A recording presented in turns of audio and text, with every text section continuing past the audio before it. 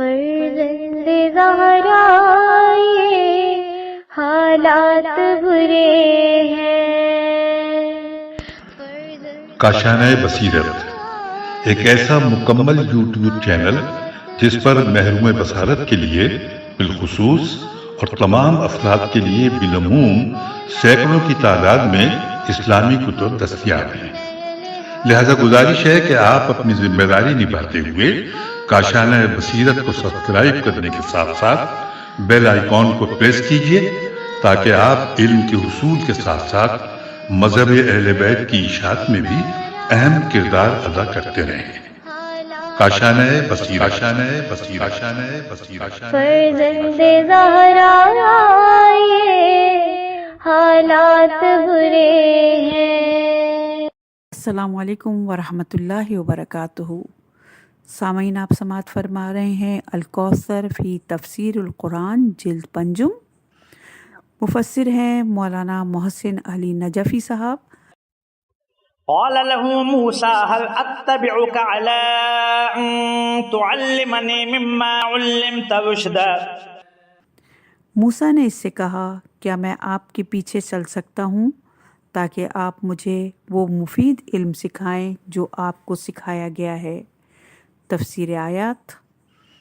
تعلیم کے ذکر سے پہلے اتباع کا ذکر بتلاتا ہے کہ شاگرد کے لیے استاد کی اتباع اور پیروی کرنا بنیادی بات، اور ساتھ شاگردی کے آداب میں اتباع کو اولیت حاصل ہے. شاید اسی لیے اتباع کا ذکر پہلے اور تعلیم کا ذکر بعد میں آیا ہے. قال إنك لن تستطيع معي صبرا. اس نے جواب دیا، آپ میرے ساتھ صبر نہیں کر سکیں گے. تفسیر آیت. کہا، آپ میرے ساتھ ہرگز صبر نہیں کر سکیں گے. تعبیر میں تاکید ہے اور اس کے ساتھ اور پیش بینی ہے کہ صبر نہیں ہو سکے گا. ساتھ اس کے سبب بھی مذکور ہے. اس بات پر کیسے صبر کر سکیں گے جو آپ کے احاطۂ علم میں نہیں ہے. آگے ایسے تصرفات دکھائی دینے والے ہیں جو بظاہر منطق اور عدل و انصاف کے ساتھ متصادم ہیں. اس قسم کے تصرفات کسی ضمیر کے لیے قابل تحمل نہیں. چنانچہ بہت سے ایسے حالات ہر وقت وجود میں آتے رہتے ہیں جن کے ظاہری چہرے مکروہ، ناقابل قبول اور تلخ ہوتے ہیں، جبکہ ان حالات کے پیچھے جو حقائق پوشیدہ ہیں ان میں حسن اور مصلحت ہوتی ہے اور نہایت شیریں ہوتے ہیں. مثلاً ایک انسان کو قتل کرنا کس قدر مکروہ اور قابل مذمت جرم ہے. چشم ظاہر بین اس سے نفرت کرتی ہے، لیکن اگر یہ قتل قصاص کے سلسلے میں ہو تو نہ صرف قبیح نہیں ہے بلکہ قرآنی تعبیر کے مطابق یہ قتل حیات ہے. وكيف تصبر على ما لم تحط به خبرا. اور اس بات پر بھلا آپ کیسے صبر کر سکتے ہیں جو آپ کے احاطۂ علم میں نہیں. تفسیر آیت. ظاہر علم کے بغیر صبر ممکن نہیں ہوتا. اگر شفا کے حصول کا علم نہ ہو تو معاجلہ کی تلخی قابل تحمل نہیں ہوتی. حدیث میں آیا ہے، اگر صبر کی قدر و قیمت کا علم ہو جائے تو جس پر صبر کرنا ہوتا ہے اس پر صبر نہ کرنے پر صبر نہ آتا. یہ حدیث ہے مدرکۃ الوسائل کی جلد نمبر 2 میں اور صفحہ ہے 427 اور باب ہے استجاب الصبر. قال ستجدني إن شاء الله صابرا ولا أعصي لك أمرا. موسیٰ نے کہا، انشاءاللہ آپ مجھے صابر پائیں گے اور میں آپ کے کسی حکم کی نافرمانی نہیں کروں گا. تفسیر آیت. یہ ایک عزم اور ارادے کا اظہار ہے اور حالات کا سامنا کرنے سے پہلے یہ اظہار اپنی جگہ سچا ہے. یہ عہد و پیمان حضرت موسیٰ علیہ السلام نے اس اعتبار سے دیا ہے کہ اللہ کے حکم سے جس استاد سے علم حاصل کرنا ہے وہ یقیناً خلاف شرع کا ارتکاب نہیں کرے گا بعد میں وہ خلاف ورزی سرزد ہوئی ہے۔ اسے حضرت موسیٰ علیہ السلام خلاف ورزی تصور نہیں کرتے تھے، بلکہ وہ معلم کی خلاف ورزی پر برہم تھے۔ بادی الراہ میں اس برہمی کو خلاف ورزی تصور نہیں کرنا چاہیے۔ چنانچہ معلم کی طرف سے توجہ دلانے پر انہوں نے معذرت کی۔ قال فإن اتبعتني ولا تسألني عن شيء حتى أحدث لك منه ذكرا۔ اس نے کہا اگر آپ میرے پیچھے چلنا چاہتے ہیں تو آپ اس وقت تک کوئی بات نہیں پوچھیں گے جب تک میں خود اس کے بارے میں آپ سے ذکر نہ کروں۔ تفسیر آیت: کوئی بھی حادثہ یا مسئلہ پیش آتا ہے تو اس کے انجام کار کا انتظار کرنا ہوتا ہے، مگر اگر اس حادثے اور مسئلے کی کوئی توجیہ تمہاری سمجھ میں نہ آئے تو لب اعتراض نہ کھولنا۔ اس واقعے میں ان تمام سوالات کے جواب موجود ہیں جو لوگوں کے ذہنوں میں ابھرتے ہیں کہ اللہ کے دیس میں یہ کیا ماجرا ہے کہ ایک شخص کا اکلوتا بیٹا حادثے کا شکار ہوتا ہے اور مر جاتا ہے، دوسرا شخص کثرت اولاد کی وجہ سے غربت سے کرہاتا ہے، ایک شخص کو اپنے پیارے بچے کے معالجے کے لیے 1000 روپیہ میسر نہیں اور دوسرا شخص اپنی بلی اور کتے پر لاکھوں روپے خرچ کرتا ہے، وغیرہ وغیرہ۔ آگے آپ اس واقعے میں دیکھیں گے کہ ایک شخص کا واحد ذریعہ معاش کشتی ٹوٹ جاتی ہے اور دوسرے شخص کے سرمایے کو تحفظ دیا جاتا ہے اور ایک شخص کا اکلوتا بیٹا مارا جاتا ہے۔ اسی قسم کے مسائل حضرت موسیٰ علیہ السلام کو پیش آئے اور حضرت موسیٰ علیہ السلام نے وہی سوالات اٹھائے جو ہر کسی کے ذہن میں ابھرتے ہیں۔ فانطلقا حتى إذا ركب في السفينة خرقها قال أخرقتها لتغرق أهلها لقد جئت شيئا إمرا قال ألم أقل إنك لن تستطيع معي صبرا۔ چنانچہ دونوں چل پڑے یہاں تک کہ جب وہ ایک کشتی میں سوار ہوئے تو اس نے کشتی میں شگاف ڈال دیا۔ موسیٰ نے کہا کیا آپ نے اس میں شگاف اس لیے ڈالا ہے کہ سب کشتی والوں کو غرق کر دیں؟ یہ آپ نے بڑا ہی نامناسب اقدام کیا ہے۔ اس نے کہا کیا میں نے نہیں کہا تھا کہ آپ میرے ساتھ صبر نہیں کر سکیں گے؟ تفسیر آیات: اس سلسلہ تعلیم کا پہلا سبق شروع ہوتا ہے اور درس چونکہ نظری اور فکری درس تو تھا ہی نہیں کہ کلاس روم میں دیا جائے، بلکہ یہ عملی درس تھا، اس لیے اس درس کو واقعتاً کا میدان درکار اور زمینی حقائق سے سروکار تھا، اس لیے وہ تحقیقاتی اور تدریسی دورے پر نکلتے ہیں۔ حضرت معلم سے ایسا عمل سرزد ہوتا ہے جو عقل اور ضمیر کے لیے قابل تحمل نہیں ہے۔ ایک طرف تو کسی کے ذریعے معاش کو نقصان پہنچایا، دوسری طرف کشتی پر سوار لوگوں کی جانوں کو خطرے میں ڈال دیا اور اس ارتکاب کے لیے کوئی جواز بھی پیش نہیں کیا جاتا، لہٰذا حضرت موسیٰ علیہ السلام سے رہا نہیں گیا اور اسے نامناسب امر قرار دیا۔ چنانچہ حضرت معلم کا عمل حضرت موسیٰ علیہ السلام کی توقع کے خلاف تھا، جبکہ حضرت موسیٰ علیہ السلام کا رد عمل حضرت معلم کی توقع کے مطابق تھا۔ قال لا تؤاخذني بما نسيت ولا ترهقني من امری عسرا۔ موسیٰ نے کہا مجھ سے جو بھول ہوئی ہے اس پر آپ میرا مواخذہ نہ کریں اور میرے اس معاملے میں مجھے سختی میں نہ ڈالیں۔ تفسیر آیات: یہاں بھول بقول بعض مفسرین ترک کے معنوں میں ہے۔ میں نے جو عہد آپ کے ساتھ کیا تھا اس پر عمل کرنا ترک ہوا، اس پر معذرت چاہتا ہوں۔ حضرت معلم سے نامناسب، غیر ضروری اور نامعقول عمل سرزد ہوتے دیکھ کر بادی نظر میں رد عمل کا ظاہر ہونا فطری ہے اور اس پر برہم ہونا قدرتی بات تھی۔ ایک طرف حضرت موسیٰ علیہ السلام اور معلم میں معاہدہ ہے، دوسری طرف اس خلاف ورزی پر رد عمل قدرتی اور فطری ہے جو موسیٰ علیہ السلام کے عہد پر غالب آیا۔ فانطلقا حتى إذا لقي غلاما فقتله قال أقتلت نفسا زكية بغير نفس لقد جئت شيئا نكرا. پھر روانہ ہوئے یہاں تک کہ وہ دونوں ایک لڑکے سے ملے تو اس نے لڑکے کو قتل کر دیا. موسیٰ نے کہا کہ آپ نے ایک بے گناہ کو بغیر قصاص کے مار ڈالا، یہ تو آپ نے واقعی برا کام کیا. تفسیر آیات. اس سلسلہ تعلیم کا دوسرا درس شروع ہوا. اس مرتبہ پہلے سے بھی زیادہ قابل سرزنش اور ناقابل تحمل جرم سرزد ہوتے دیکھا. ایک بے گناہ پاکیزہ جان کا قتل. اس مرتبہ بھی حضرت موسیٰ علیہ السلام صبر نہ کر سکے. ان کا وجدان، ضمیر اور جذبہ اس عہد پر غالب آ گیا جو اپنے معلم سے کر رکھا تھا، کیونکہ ایک نوعمر لڑکے کا قتل شریعت، وجدان اور سب لوگوں میں قابل نفرت جرم ہے. اس بار بھی معلم نے یاد دلایا.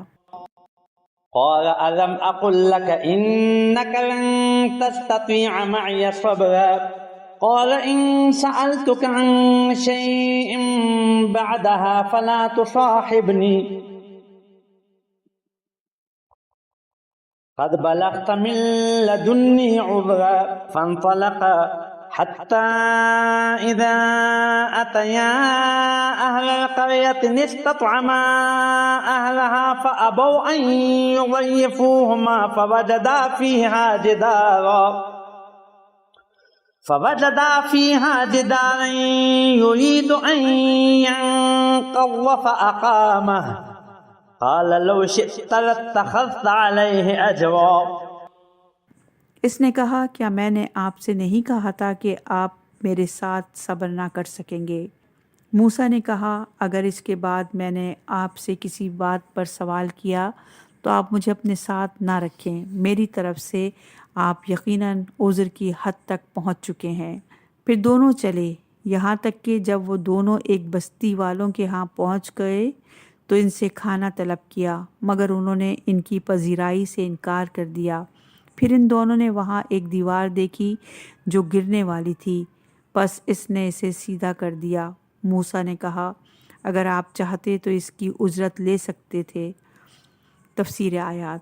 سلسلہ تعلیم کا تیسرا سبق شروع ہوتا ہے. اس مرتبہ درس کی نوعیت اور مضمون میں تبدیلی آ گئی ہے. پہلے اسباق میں وہ مضامین پڑھائے گئے جو بظاہر ناانصافی اور زیادتی دکھائی دیتے ہیں، جبکہ اس مرتبہ وہ مضمون پڑھایا جا رہا ہے جس پر ایک ایسا عمل ہے جس میں کوئی حکمت اور فلسفہ بظاہر دکھائی نہیں دیتا. دونوں کو بھوک کا سامنا ہے. گاؤں والے کنجوس ہیں، بجائے اس کے کہ کوئی ایسا عمل انجام دیا جائے جس سے بھوک کا علاج ہو جائے، ایک ایسا عمل شروع ہو گیا جس کا بظاہر کوئی فائدہ نہیں.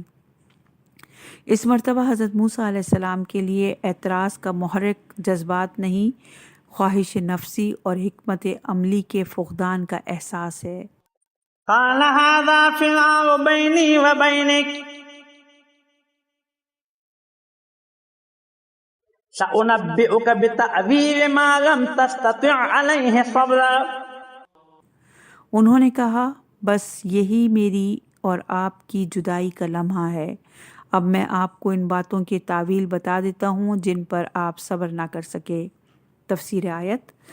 اس تحقیقی اور تدریسی سفر کا جاری رکھنا اب ممکن نہیں ہے جسے حضرت موسیٰ علیہ السلام کو دوسرے سبق کے دوران ہی سمجھ لیا تھا اور کہا تھا اس کے بعد بھی میں نے آپ سے کسی بات پر سوال کیا تو آپ مجھے اپنے ساتھ نہ رکھیں، لیکن جدائی سے پہلے ان واقعات سے پردہ اٹھاؤں جن پر تجھے اور ہر چشم ظاہر بین کو اعتراض تھا، اور ان میں مضمر ان رازوں کا انکشاف کروں جو نظام حیات کی بہتری کے لیے ضروری ہیں. أما السفينة فكانت لمساكين يعملون في البحر فأردت أن أعيبها وكان وراءهم ملك يأخذ كل سفينة غصبا.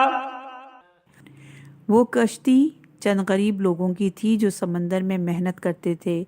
میں نے چاہا کہ اسے عیب دار بنا دوں کیونکہ ان کے پیچھے ایک بادشاہ تھا جو ہر سالم کشتی کو جبراً چھین لیتا تھا۔ تفسیر آیت: اس واقعے کی ظاہری صورت نہایت نامناسب اور زیادتی تھی کہ ان مسکینوں کا واحد ذریعہ معاش کشتی کو توڑ دیا جائے اور اس پر سوار لوگوں کو غرق آب ہونے کے خطرے سے دوچار کر دیا جائے، جبکہ اس حادثے کے پیچھے جو حکمت کار فرما ہے اس کے تحت ان مسکینوں کے ذریعہ معاش کو اس عمل کے ذریعے تحفظ مل گیا۔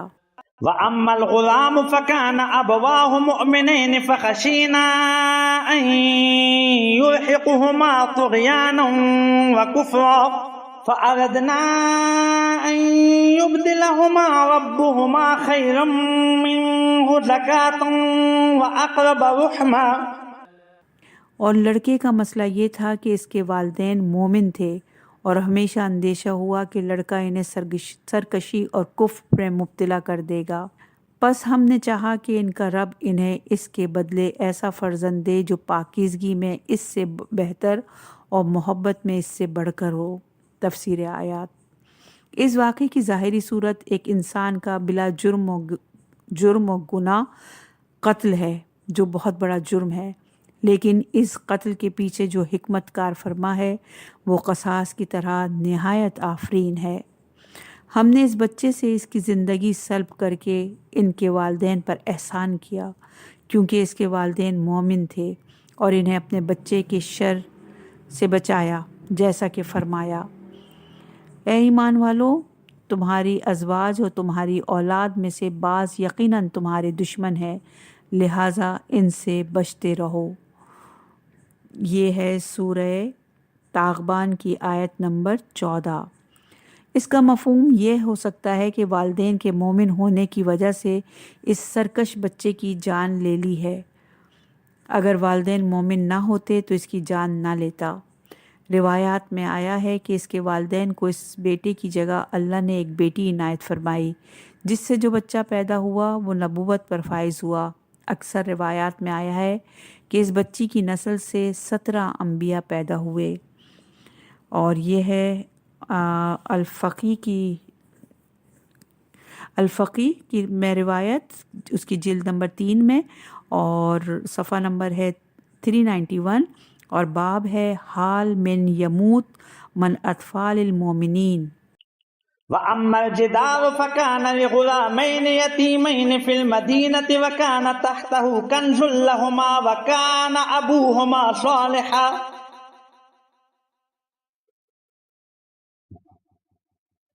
فَأَرَادَ رَبُّكَ أَن يَبْلُغَا أَشُدَّهُمَا وَيَسْتَخْرِجَا كَنْزَهُمَا رَحْمَةً مِّن رَّبِّكَ وَمَا فَعَلْتُهُ عَنْ أَمْرِي ذَلِكَ تَأْوِيلُ مَا لَمْ تَسْطِع عَلَيْهِ صَبْرًا۔ اور رہی دیوار تو وہ اس شہر کے 2 یتیم لڑکوں کی تھی، اور اس کے نیچے ان دونوں کا خزانہ موجود تھا، اور ان کا باپ نیک شخص تھا، لہٰذا آپ کے رب نے چاہا کہ دونوں اپنی جوانی کو پہنچ جائیں اور آپ کے رب کی رحمت سے اپنا خزانہ نکالیں، اور یہ میں نے اپنی جانب سے نہیں کیا، یہ ہے ان باتوں کی تعویل جن پر آپ صبر نہ کر سکے۔ تفسیر آیت: اس دیوار کا بنانا اگرچہ بظاہر بے سود اور بے فائدہ کام ہے، لیکن در حقیقت ایک نیک اور صالح انسان کے سرمایہ کا تحفظ ہے۔ ان بچوں نے بڑے ہو کر صالح اور نیک انسان بننا تھا، چنانچہ ان کے والد بھی نیک اور صالح تھے، اس لیے ان کا مال بہترین ذریعہ ہے۔ حدیث میں آیا ہے، صالح عبد کے لیے صالح مال بہترین چیز ہے، اور یہ ہے بحار الانوار میں روایت، بحار الانوار کی جلد نمبر 17 میں، اور صفحہ نمبر ہے 62۔ اس تعویل کے بارے میں مقدمے میں بحث ہو گئی ہے کہ ہر واقعہ اور فعل کی تعویل وہ مرکزی نقطہ ہے جس پر اس فعل کی مصلحت اور اس کی افادیت کا انحصار ہے، وہی اس کا محرک اور جواز بنتا ہے۔ ایک سوال حضرت موسیٰ علیہ السلام نے معلم سے کسی کے مال پر تصرف کیسے کر لیا کہ مالک کی اجازت کے بغیر اس کی کشتی کو نقصان پہنچایا؟ کسی شریعت میں بھی اس بات کی اجازت نہیں ہے کہ کسی کی ملکیت کو خراب کیا جائے۔ اسی طرح ایک بے گناہ لڑکے کا قتل کسی شریعت میں جائز نہیں ہے، خواہ یہ معلوم ہو کہ بڑا ہو کر اس نے کفر کا ارتکاب کرنا ہے، چونکہ جرم سرزد ہونے سے پہلے سزا نہیں دی جاتی۔ اس کے جواب میں یہ کہنا کافی نہیں کہ حضرت موسیٰ علیہ السلام کے معلم نے یہ کام اللہ کے حکم سے کیا تھا، چونکہ اس میں تو شک نہیں ہے کہ یہ سب اللہ کے حکم سے ہوا ہے، لیکن سوال یہ ہے کہ اللہ نے ایک مکلف کو یہ حکم کیسے دیا جبکہ اپنی کسی شریعت میں اس حکم کے لیے کوئی گنجائش نہیں ہے؟ اس کے جواب کی یہ کوشش کی گئی ہے کہ کوئی شرعی جواز نکالا جائے۔ مثلاً کشتی کے بارے میں کہتے ہیں کہ حضرت موسیٰ علیہ السلام کے معلم نے اس نے فہوئی کے بنا پر کشتی کو نقصان پہنچایا۔ اذن فوہی کا مطلب یہ ہے کہ جب مالک کو معلوم ہوگا کہ اس نقصان کی وجہ سے اس کی کشتی ظالم بادشاہ کے ہاتھ سے بچ گئی تو وہ یقیناً اس نقصان پر راضی ہو جائے گا۔ کہتے ہیں یہ بچہ نابالغ اور کافر تھا اور مستقبل میں بڑے جرائم کا ارتکاب کرنے والا تھا، اس لیے جائز القتل تھا۔ رہی دیوار کی اصلاح، سو یہ ایک ایثار ہے، اس پر کسی کو کوئی اعتراض نہیں ہو سکتا۔ اس جواب میں فقہی اعتبار سے سقم موجود ہے اور تاریخی اعتبار سے بچے کا بلوغ ثابت نہیں ہے۔ اس مسئلے میں زیادہ امکان یہ ہے کہ کسی مکلف انسان کا عمل نہیں ہے کہ گزشتہ اعتراضات وارد ہو جائیں، بلکہ یہ اللہ تعالیٰ کے نظام تکوینی میں رونما ہونے والے واقعات کو تمثیلی طور پر پیش کیا گیا ہے، اور ان واقعات کو حضرت موسیٰ علیہ السلام کے معلم کے عمل کی صورت میں دکھایا گیا ہے۔ در حقیقت یہ اللہ کی طرف سے تھے۔ چنانچہ دیوار کے بارے میں فرمایا تیرے رب نے ارادہ کیا، اور آخر میں فرمایا یہ کام میں نے اپنی جانب سے نہیں کیا۔ چنانچہ روزمرہ مشاہدہ ہے کہ ایک شخص کا اکلوتا بچہ مر جاتا ہے، دوسرے غریب مسکین کی جمع پونجی ضائع ہو جاتی ہے، تیسرے شخص کی دولت میں بے تحاشا اضافہ ہو جاتا ہے، ایک ظالم کے پاس طاقت ہے اور ایک مظلوم کے پاس کوئی چارہ گر نہیں ہے، وغیرہ وغیرہ۔ اس کی توجیہ اور مصلحت عام لوگوں کے فہم سے خارج ہے۔ اللہ تعالیٰ کے نظام تکوینی میں رونما ہونے والے اس واقعے کے حالات اور حادثات کے پیچھے جو اسرار و رموز پوشیدہ ہیں، ان سے اللہ تعالیٰ اپنے رسولوں کو آگاہ فرماتا ہے۔ سیر ملکوتی، اللہ تعالیٰ کے نظام تکوینی میں رونما ہونے والے اس قسم کے حالات اور حادثات کے پیچھے جو اسرار و رموز پوشیدہ ہیں، اللہ تعالیٰ اپنے اولو العزم رسولوں کو ان سے آگاہ فرماتا ہے۔ چنانچہ حضرت ابراہیم علیہ السلام کو اپنی ملکوتی نشانیوں سے آگاہ فرماتے ہوئے فرمایا، اور اس طرح ہم ابراہیم کو آسمانوں اور زمین کا نظام حکومت دکھاتے تھے تاکہ وہ اہل یقین میں سے ہو جائیں۔ اور یہ ہے سورہ انعام کی آیت نمبر 75۔ آسمانوں اور زمین میں اللہ کی سلطنت کا مشاہدہ کرایا تاکہ ان کا ایمان بالشہود کے درجے پر فائز ہو جائے اور یقین کی اس منزل پر فائز ہو جائے کہ آتش نمرود میں جاتے ہوئے جبرائیل امین جیسے مقتدر فرشتے کی مدد کو بھی ناقابل اعتنا سمجھیں۔ اسی طرح حضرت خاتم الانبیاء حبیب خدا محمد مصطفیٰ صلی اللہ علیہ وآلہ وسلم کو بھی افق اعلیٰ کی سیر کرائی۔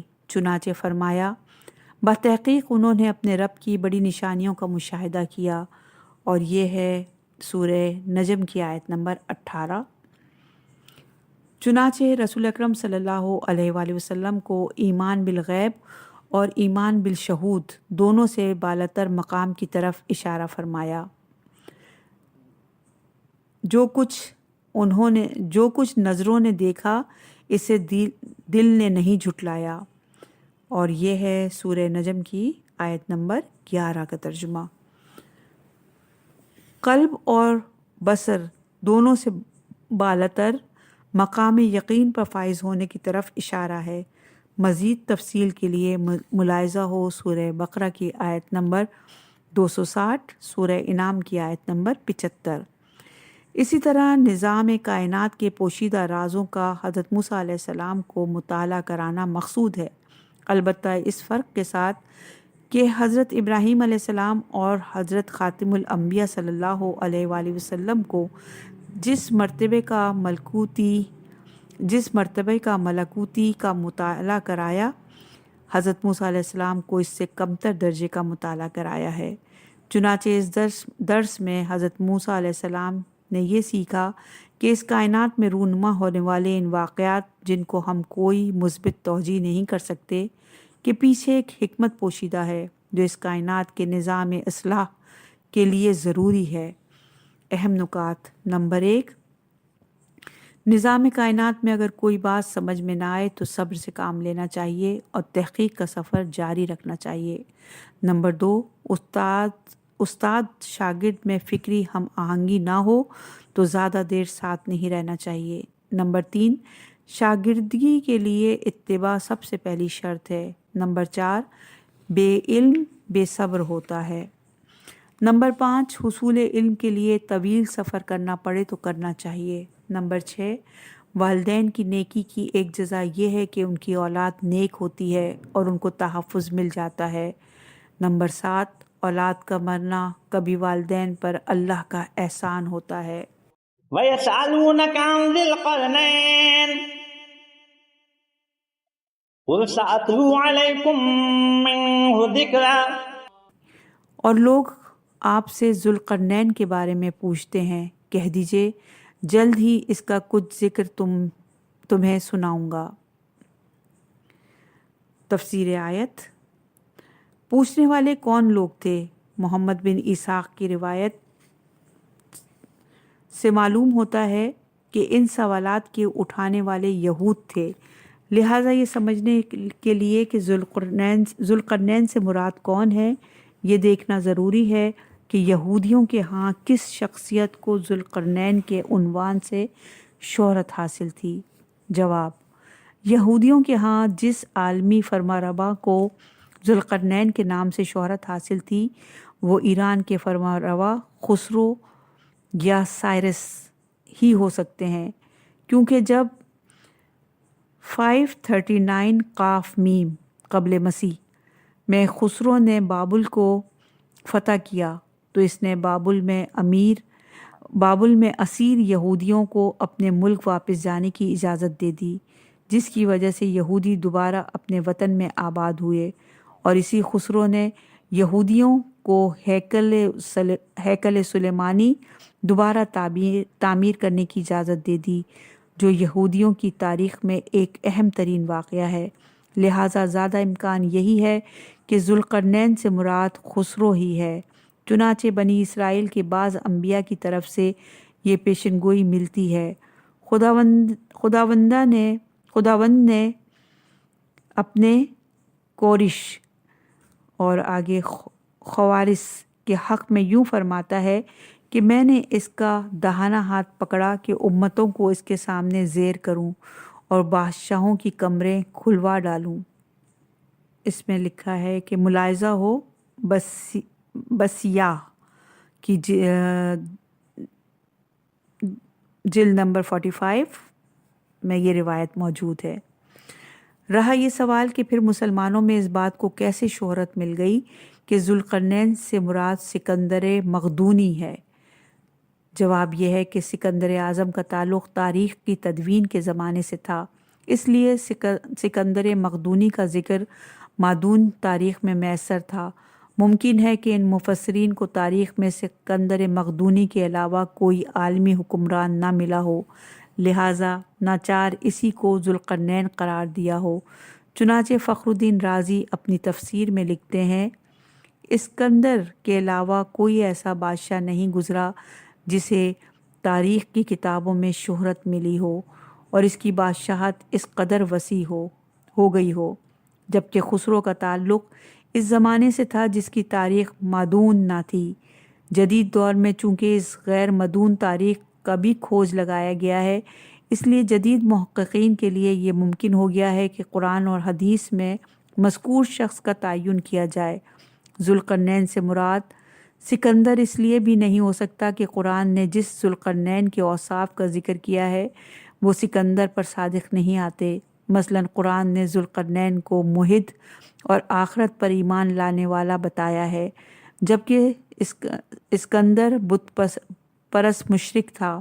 دوسری بات یہ کہ قرآن کہتا ہے کہ ذوالقرنین نیک اور منصف انسان تھا، جبکہ سکندر ایک ظالم حکمران تھا۔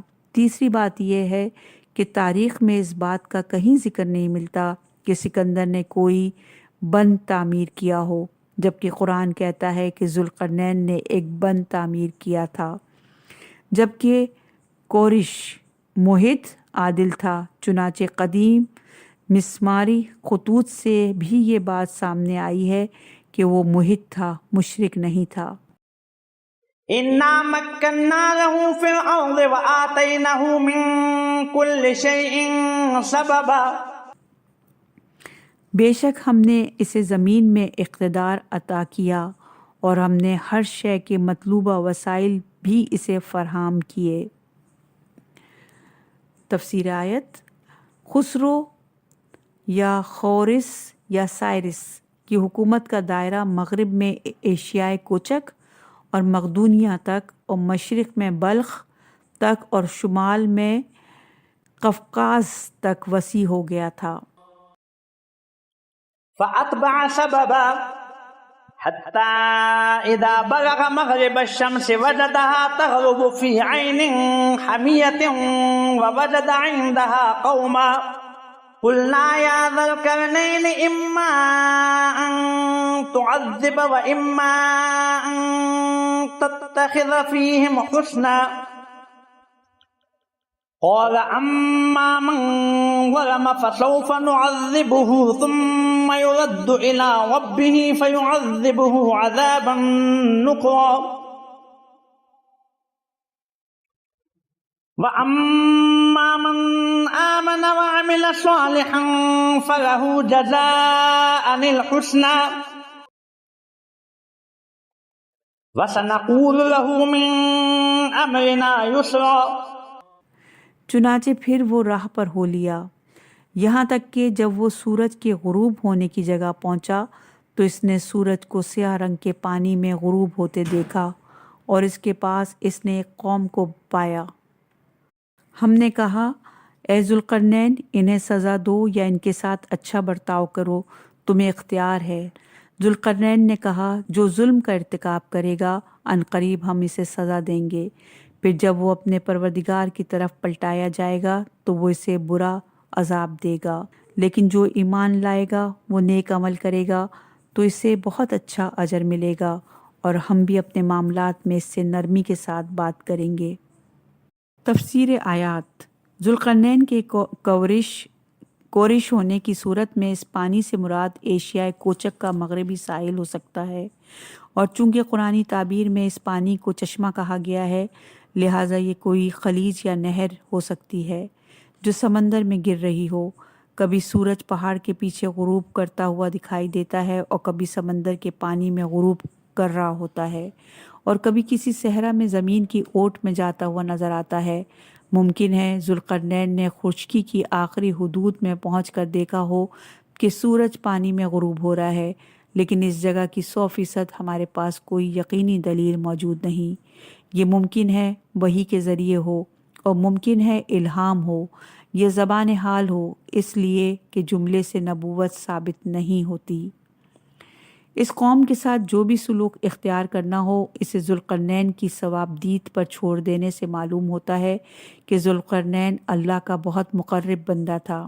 البتہ اس کی ایک توجہ یہ بھی ہو سکتی ہے کہ یہ حکم تشریع نہ ہو، بلکہ فاتح حکمران جب کسی قوم پر فتح حاصل کرتا ہے تو فاتح قوم کے اختیار میں ہوتا ہے کہ وہ مفتوح قوم کو سزا دے یا اس کے ساتھ اچھا سلوک کرے، لیکن یہ توجہ درست نہیں ہے، کیونکہ اس سے فاتح قوم کے ہر سلوک کو جائز قرار دینا لازم آتا ہے۔ لہٰذا یہ قبول کرنا پڑے گا کہ ذوالقرنین کے لیے یہ بھی روا تھا کہ وہ ان کے کفر اور ظلم کو قابل سرزنش قرار دے یا ان سے بہتر سلوک کرے۔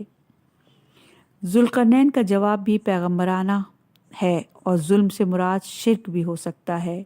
یقیناً شرک بہت بڑا ظلم ہے۔ یہ ہے آیت سورہ لقمان کی آیت نمبر 13۔ اور کفر بھی ہو سکتا ہے چونکہ کفر بھی ظلم ہے. ظلم کے مقابلے میں ایمان کا ذکر ہے. اس سے ظاہر ہوتا ہے کہ ظلم سے مراد عدم ایمان ہے. اس سے ظاہر ہوتا ہے کہ ذوالقرنین آخرت پر ایمان رکھنے والا موحد تھا. اور اس سے ظاہر ہوتا ہے کہ ذوالقرنین مومنین میں شریعت کے نفاذ کے لیے عدم تشدد کی حکمت عملی پر عمل پیرا تھے جو الہی شریعتوں کا امتیاز ہے. اللہ تمہارے لیے آسانی چاہتا ہے اور تمہیں مشقت میں ڈالنا نہیں چاہتا. یہ ہے سورہ بقرہ کی آیت نمبر 185 کا ترجمہ. ثم أتبع سببا حتى إذا بلغ مطلع الشمس وجدها تطلع على قوم لم نجعل لهم من دونها سترا. پھر وہ راہ پر ہو لیا یہاں تک کہ جب وہ طلوع آفتاب کی جگہ پہنچا تو دیکھا کہ سورج ایک ایسی قوم پر طلوع ہو رہا ہے جن کے لیے ہم نے آفتاب سے بچنے کی کوئی آڑ نہیں رکھی. تفسیر آیات. مشرق میں ایسی قوم آباد تھی جو ہنوز تمدن سے ناآشنا تھی. اسی وجہ سے اسے مکان و لباس بنانا بھی نہیں آتا تھا اور اپنے آپ کو دھوپ سے نہیں بچا پاتی تھی. یہ مشرقی سرزمین کون سی جگہ ہو سکتی ہے؟ ایک گمان یہ ہے کہ یہ علاقہ بلخ کا ہو سکتا ہے جو کہ کورش کے دائرۂ حکومت کے مشرق کی طرف آخری حدود ہے.